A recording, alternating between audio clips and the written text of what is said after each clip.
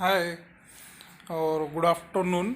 मेरे सभी friend circle, मेरे सभी डिप्लोमा होल्डर, बी होल्डर, सभी को मेरा नमस्कार। जो जॉब में हैं, जो जॉब में जाने वाले हैं या जो जॉब में लगे हैं, सभी को मेरा नमस्कार और गुड इवनिंग।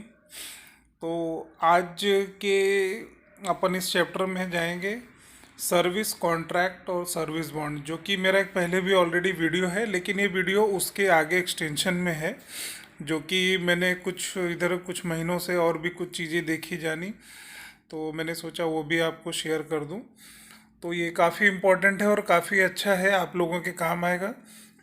अब इसमें जो अगला जो एक क्वेश्चन मार्क हुआ है, सर्विस कॉन्ट्रैक्ट इधर एम्प्लॉयमेंट बॉन्ड में, एक नई चीज़, मतलब है पुरानी चीज़ है, बट क्या है बहुतों को पता नहीं है, तो वो उस चीज़ को आपको एक्सेप्ट करनी चाहिए, आइदर रिजेक्ट करनी चाहिए। वो मैं आपको बता देता हूँ कब करनी है, क्यों करनी है, कैसे करनी है। ठीक है, तो चलिए हम लोग आगे चलते हैं इसमें। अब इसमें ये है कि कुछ बॉन्ड जॉब के ऐसे होते हैं ना, जिसमें वो लोग क्या करते हैं कि आपसे एक सिक्योरिटी डिपॉजिट पहले ही मांग लेते हैं आपसे, मतलब जॉब देने के पहले ही आपसे सिक्योरिटी डिपॉजिट ले लेते हैं। और ये मैंने मोस्टली देखा आईटी सेक्टर में बहुत चल रहा है।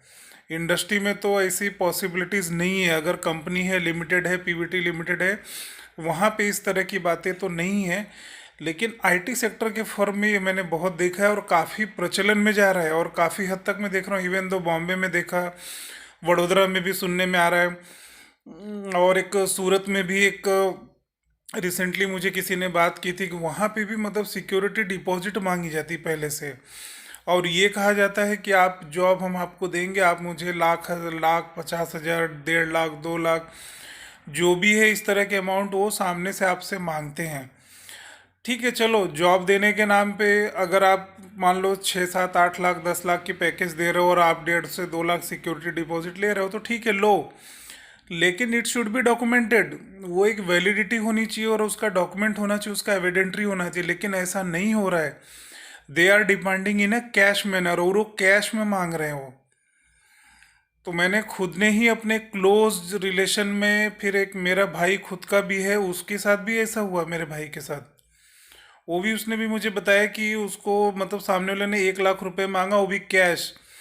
आई आस्क्ड कि कैश, लेकिन उसका क्या प्रूफ है, कुछ देगा उसका, मतलब डॉक्यूमेंट करके देगा, इधर कुछ उसका कोई भी वैलिड डॉक्यूमेंट कुछ बना के देगा या कुछ एग्रीमेंट बना के देगा, कुछ नहीं। बस वो बोलता है आप दे दो, कैश ही रहेगा और आप भरोसे पे करो। लेकिन क्या भरोसा भी है? आज जिस फर्म में आप 1 लाख रुपया दे के घुस गए, कल को पता चला आपने जिसको कैश दिया वही कहीं भाग गया, या वो कहीं जॉब चेंज करके चला गया, बाद में कहे नहीं कब दिया, कहाँ दिया, किसने देखा। तो इस तरह की जो धांधली है ना, बहुत डेंजर है। चलो माना कि उसमें 100 में से 1 आध 2 ऐसे होंगे जो इस भरोसे पे कैश लेते हैं कि भाई उनको नहीं दिखाना है, ट्रांसपेरेंट नहीं रखना उनको कैश, या कहीं ट्रांजेक्शन नहीं दिखाना है, ठीक है। लेकिन वो भरोसा हम किस पे करें, कब करें, कैसे करें, क्यों करें भाई? पॉसिबिलिटी तो नहीं है। तो मैंने तो अपने भाई को बोल दिया भाई ऐसी जॉब की ज़रूरत नहीं, छोड़ दो, रहने दो भाई, हम मिडिल क्लास के लोग हैं, कहाँ से अफोर्ड करेंगे ऐसे। अगर इस तरह के लोग लाख लाख रुपए, 50,000 या 2 लाख रुपए मांग ले जॉब के लिए, तो नॉट वैलिड। तो मैंने उसको बोला तुम दूसरी जॉब देखो, छोड़ो, इस तरह की हरकतें नहीं होनी चाहिए। या तो अगर वो आपके साथ एग्रीमेंट कर रहा है, कॉन्ट्रैक्ट बॉन्ड बना रहा है, उसमें सिक्योरिटी डिपॉजिट आपसे मांग रहा है और आपको अच्छे पैसे दे रहा है जॉब में, तो ठीक है। बट वो वैलिड डॉक्यूमेंट होना चाहिए, एग्रीमेंट होना चाहिए, ट्रांजेक्शन की डिटेल होनी चाहिए, एटलीस्ट कुछ तो करो। अरे भाई ड्राफ्ट बनते हैं, एनएफटी होता है, आईएमपीएस होता है, बहुत सारे हैं, कहीं नहीं वैलिड वैलिड ट्रांजेक्शन करो तो आदमी कम से कम उस भरोसे पर रहेगा, कल को कह सकता है, मांग सकता है। जितने टाइम की वैलिडिटी दी है, 1 साल की जॉब के लिए या 2 साल की सिक्योरिटी डिपॉजिट के हिसाब से कर रहे हैं, ठीक है, तो समझ में आती है। तो अगर इस तरह की कोई कंडीशन आप लोगों के सामने आती है, तो आप लोग उस चीज़ को कदापि एक्सेप्ट नहीं करें, कदापि इस चक्कर में न पड़े। क्योंकि आज वो जॉब तो दे दिया, सपोज चलो वो दे ही देगा आपको तुरंत, लेकिन जिसको आपने कैश दिया है वो बंदा है, कल को कहीं भाग गया या जॉब चेंज करके चला गया और आपके इन्फॉर्मेशन में नहीं है, सडनली वो बोले उसके मेन बॉस को बोल दे भैया कल से नहीं आ रहा हूँ। अब वो कितने लोगों के कैश डिपॉजिट ले करके वो मेन ओनर के साथ उनकी साठ गांठ है, पता नहीं। ओनर बोलेगा मुझे तो पता ही नहीं भैया, तो कौन उससे डिस्कस करने जाएगा? तो ये सब जो चीज़ें हैं ना, इसको आप लोग अच्छे से समझ ले, बूझ लें, और काफ़ी हद तक सोच समझ ले। जॉब के चक्कर में, पाने के चक्कर में कुछ भी हताहत डिसीजन कभी न लें, बहुत सावधान रहें। मार्केट में फ्रॉड और धांधली इतनी गिरी हो रही है कि कुछ कहने के लिए कोई ऑप्शन नहीं है। तो आप अपनी बुद्धि विवेक से समझदारी से इस चीज़ का खासा ध्यान रखिए, ठीक है। ये एक बात हो गई है जो कि बहुत ही ख़राब है, और इससे आप लोग बचें। और आईटी सेक्टर में बहुत ज़्यादा कर रहे हैं लोग, छोटे छोटे मिनी फर्म्स लोग इस तरह के पैसे मांग मांग के जॉब देते हैं, बोलते हैं कि फिर हम आपको बाद में देंगे, कब देंगे, परसों देंगे, पता नहीं। ठीक है, तो एक ये चीज़ हो गई, आप लोग इसको अवॉइड करें, कोशिश करें कि इसके लिए कुछ नहीं। हाँ, अगर वैलिड डॉक्यूमेंट है, वैलिड अगर उसके वो सब चैनल अगर बता रहे हैं, उसके थ्रू कर रहे हैं, तो ठीक है, तब आप देख लीजिए, आपको अगर अच्छा लगे तो कर लीजिए। बट विदाउट उसके कभी भी हैंड ओवर ना करें किसी को कैश के थ्रू डायरेक्टली, ठीक है। दूसरा एक अभी और मैंने देखा, ट्रेंड देखा है कि मेरे साथ ही हुआ था, और ठीक है, वो जॉब भी मैंने एक्सेप्ट की हुई है, तो कोई इशू नहीं है, चलेगा। लेकिन चलो वो वैलिड भी है, कैसे वैलिड है वो मैंने एक्सेप्ट किया कि उसमें जैसे सपोज करो मुझे 5 लाख का उन्होंने ऑफर दिया, ठीक है। तो उस 5 लाख में उन्होंने क्या किया, 50,000 रुपया एज ए सिक्योरिटी डिपॉजिट उन्होंने एडवांस में उसी से रख लिया। अब जो मुझे सैलरी देंगे पर मंथ वो 4.5 लाख के हिसाब से देंगे, ठीक है। तो 4.5 लाख के हिसाब से मेरा मंथली डिवाइड होगा। अब यहाँ पे क्या होगा, जैसे उन्होंने टर्म्स कंडीशन सपोज दिया कि भाई 6 महीना जब आप जॉब कर लोगे तो ये जो 50,000 रुपये है ये आपको कैश हम रिटर्न कर देंगे, ठीक है। ये एक कंडीशन हो गई। तो चलो ये सब कंडीशन है कि भाई उन्होंने ऑफर लेटर में मुझे विद साइन विद स्टैम्प्ड सब कुछ करके दिया है, और सैलरी भी डिविडेंड उसी तरह से बनेगी, और 1 साल के बाद वो, या 6 महीने के बाद, या 3 महीने के बाद, जो भी टर्म्स कंडीशन है, वो 50,000 वो रिटर्न कर देंगे, जो कि उन्होंने 5 लाख में से 50,000 पहले से साइड करके रख दिया। ये एक तरफ की नई बॉन्ड, पता नहीं पहले थी कि नहीं, पता नहीं, मुझे आइडिया नहीं, लेकिन ये मेरे साथ हुआ तो मैंने बोला आप लोग को बता दूँ। लेकिन ये एक्सेप्टेबल था। हालांकि मुझे 5 लाख की बात नहीं है यहाँ पे सैलरी की, मेरी सैलरी और भी बहुत ज़्यादा है, और वो जो उन्होंने जो डिडक्शन एडवांस में अभी से करके रखा है वो भी बड़ा अमाउंट है, कोई छोटा मोटा अमाउंट नहीं है। बट मैंने एक्सेप्ट किया क्योंकि वो इंडस्ट्रीज़ है, लिमिटेड ग्रुप है, उनके वैलिड पेपर है, वैलिड डॉक्यूमेंट है, तो वहाँ पे मुझे कोई इशू नहीं। लेकिन ये भी होता है, लेकिन कई बार क्या है, लोग उसको असमंजस की स्थिति में लेते हैं कि करे नहीं करे। नहीं, सोचो मत यार, क्योंकि देखो सीटीसी के बिहाफ पे आपको नई जॉब मिलती है।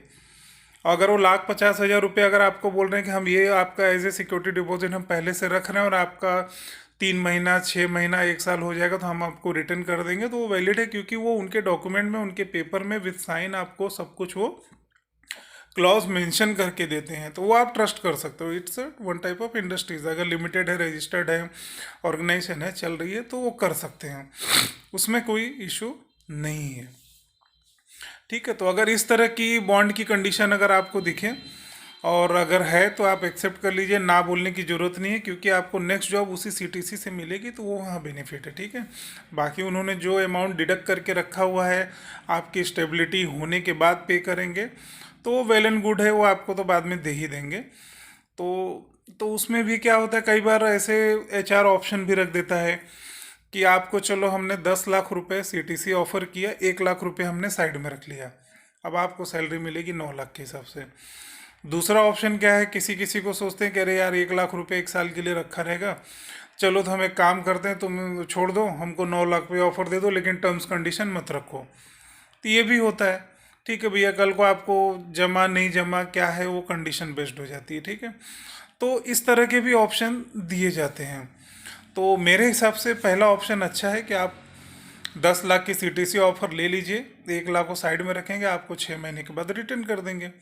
वो तो डॉक्यूमेंट्री है, ऑफर लेटर है, ऑर्गेनाइजेशन है, इंडस्ट्री है, तो वो उनके सब well and good maintain paper होते हैं, रजिस्टर्ड पेपर होते हैं, वैलिड कम्युनिकेशन रहता है, सभी चीज़ें हैं, तो आप उसको एक्सेप्ट कर सकते हैं, इसमें कोई धांधली की बात नहीं है, ठीक है।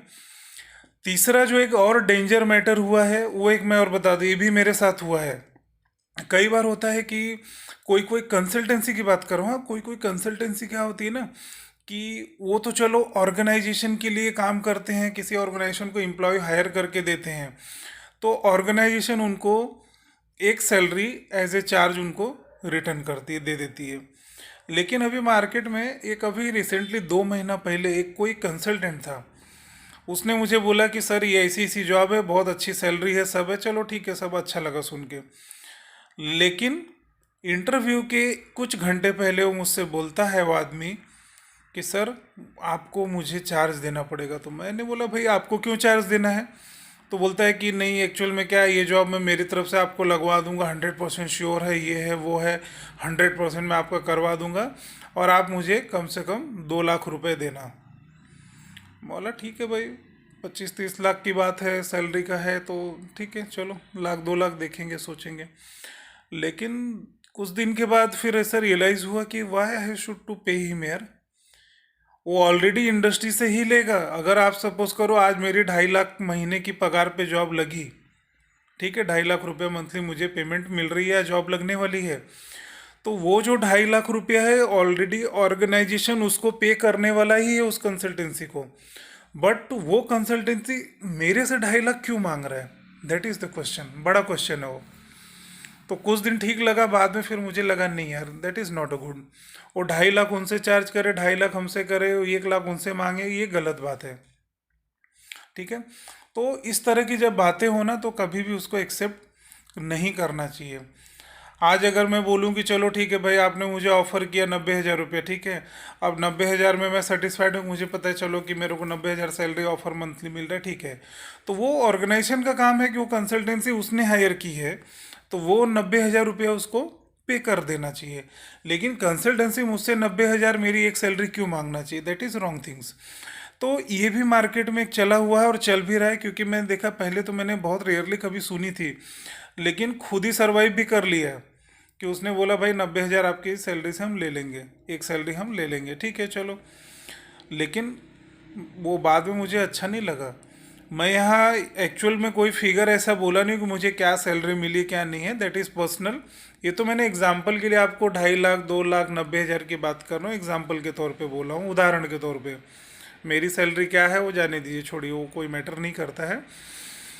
लेकिन ये आपकी सावधानी के लिए ही मैं बता रहा हूँ कि ये इस तरह की हरकतों को भी आपको एक्सेप्ट नहीं करना है, और ऐसे लोगों के चालबाजी में आओ मत। क्यों? क्योंकि मुझे क्या इनके ऊपर डाउट हुआ कि जिस फर्म के थ्रू हमारा करा रहे हैं, अब आप खाली यहाँ पे मेरी बात को ध्यान रखना कि जिस फर्म में आपको करवा रहे हैं, ठीक है, अब सपोज करो कि वो लालची आदमी ऑर्गेनाइजेशन से भी ले रहा है, हमसे भी ले रहा है, तो कहीं ऐसा ना हो कि ऑर्गेनाइजेशन की किसी एक पर्टिकुलर आदमी से मिला हो और आप 2-4 महीने जॉब के बाद में पता चला वो उसने आपको निकाल दिया, फिर नया आदमी लाएगा, तो भैया ये तो धंधा चालू हो जाएगा इसका कि ऑर्गेनाइजेशन से ले, ऑर्गेनाइजेशन वाला अगर मिला रहेगा इससे तो वो भी चालू रखेगा, हाँ आने दो, फिर 2-4 महीने में टॉर्चर करके निकाल देंगे, फिर नया ले, फिर तू कमा और हम भी तुझे देंगे, बाद में इनका मिलजुला धंधा चलता रहेगा। तो मेरे सभी स्टूडेंट्स और जो भी जॉब में लगने वाले हैं, जो जॉब में हैं, तो इस तरह की कभी भी कुछ भी कंडीशन आए तो प्लीज़ आप सावधान रहें। और अगर आपको कभी कोई असमंजस की स्थिति लगे कि करें क्या नहीं करें, तो आप मुझे 100% मैसेज कीजिए, मुझसे पूछिए, I will guide you definitely. क्योंकि इन सब चीज़ों को मैं काफ़ी हद तक देखा हूँ, और भी बहुत सारे लोग हैं जो कैंडिडेट्स हैं जो मेरे कांटेक्ट में हैं, उन्होंने भी सर्वाइव किया है, तो उनसे भी मैंने बहुत कुछ लर्न लिया है, बहुत कुछ उनको भी गाइड किया था, और उनको कुछ को अच्छा लगा, कुछ ने नहीं मेरी बात सुनी, ठीक है, उन्होंने उनका जो किया गलत सही किया, ठीक है, जाने दो। बट जिन्होंने सुना, जिन्होंने समझ के लिया, दे आर हैप्पी, और वो फील करते हैं कि I have suggested them best, मैंने उन्हें अच्छा समझाया था। तो ऐसी अगर कोई भी बात उठती है, कोई भी अगर आपके सामने ऐसा फ्रंट डेस्क पे कोई वैसा मैटर रखे और जहां आपको कन्फ्यूज़न हो, डिसीजन लेने में नहीं जमे, तो आप एक बार मुझसे ज़रूर कंसल्ट कीजिए, यूट्यूब पे मैसेज कीजिए, definitely I will help you. और सारे टर्म्स कंडीशन लेकिन आप मुझे बताएंगे तो ही मुझे समझेगा। आधा अधूरा मैसेज करेंगे तो मुझे भी क्लैरिटी नहीं होगी, बाद में आप कहेंगे कि वो सर यूट्यूब बोले सर ने बोला था नुकसान हो गया, ऐसा नहीं होना चाहिए। तो आप कंप्लीट सेंस में मुझे बताएंगे तो मैं कंप्लीट सेंस में आपको आंसर दूंगा, आपको 100% गाइड करूंगा, ठीक है। तो आज ये जो 3 इंपॉर्टेंट चीज़ें मैंने बताई है ना, सर्विस बॉन्ड, कॉन्ट्रैक्ट बॉन्ड और एम्प्लॉयमेंट बॉन्ड से रिलेटेड, इसका ध्यान रखिएगा, और कहीं कुछ असमंजस हो तो आप मुझसे ज़रूर कंसल्ट कीजिए, I will help you definitely, ठीक है। तो ये सभी को ध्यान में रखना, चाहे जो जॉब में है, चाहे जो जॉब में जाने वाले हो, इधर जो पढ़ाई भी करके फ्यूचर में जॉब में जाने वाले, सभी को इस चीज़ का ध्यान बहुत ज़रूरी है, ठीक है। तो आज की वीडियो में बस इतना ही है, अभी फ़िलहाल यही यही लेटेस्ट मेरे पास नॉलेज है, और कुछ रहेगा तो मैं फ्यूचर में आपको फिर से शेयर कर दूंगा, ठीक है। तो अब मैं चलता हूँ, वीडियो लंबा हो गया है, तो ठीक है, चलिए, गुड नाइट मेरे सभी diploma holder, B holder students, और जो जॉब में हैं उनको भी, और जो जॉब में लगे हैं उनको सभी को मेरा नमस्कार, गुड नाइट।